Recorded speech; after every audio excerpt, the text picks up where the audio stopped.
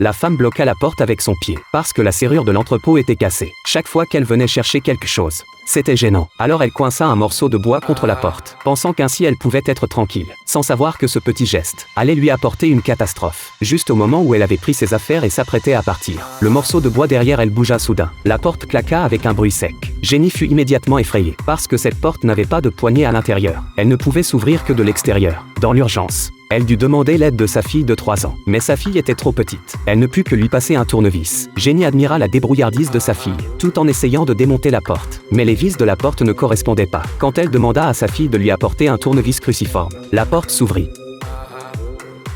Son ex-mari venait d'arriver à la maison. Jenny s'apprêtait à le remercier, mais elle vit que l'ami de son ex-mari était aussi venu, sachant que celui-ci était un pervers. Pour la sécurité de sa fille, elle chassa immédiatement son ex-mari. Il explosa soudain de rage, gifla méchamment son ex-femme. Ce n'était pas fini, puisqu'elle voulait faire comme s'il n'était jamais venu. Il allait remettre son ex-femme dans l'état où elle était avant son arrivée. Alors il souleva Jenny, la jeta brutalement dans l'entrepôt. Jenny s'empressa de s'excuser, expliquant que tout cela était pour leur fille, espérant que son ex-mari ouvrirait la porte pour la libérer. Jenny pensait qu'il ouvrirait après avoir entendu ses excuses. Mais soudain un clou en acier transperça la paume de Jenny. Entendant les coups sourds dehors, Jenny réalisa enfin que son ex-mari était en train de clouer des planches de bois devant la porte, pour l'enfermer complètement. Malgré les supplications de Jenny, l'homme ne l'écouta pas. Après avoir condamné la porte, il tendit à Jenny un petit sac de sable, disant que quand elle deviendrait comme lui, il la laisserait sortir. Puis il tourna les talons et quitta la maison. Jenny fut complètement désespérée. Elle voulut que sa fille lui apporte son téléphone. Mais le téléphone et le sac avaient été pris par son ex-mari. Elle demanda à sa fille d'aller s'occuper de son petit frère à l'étage.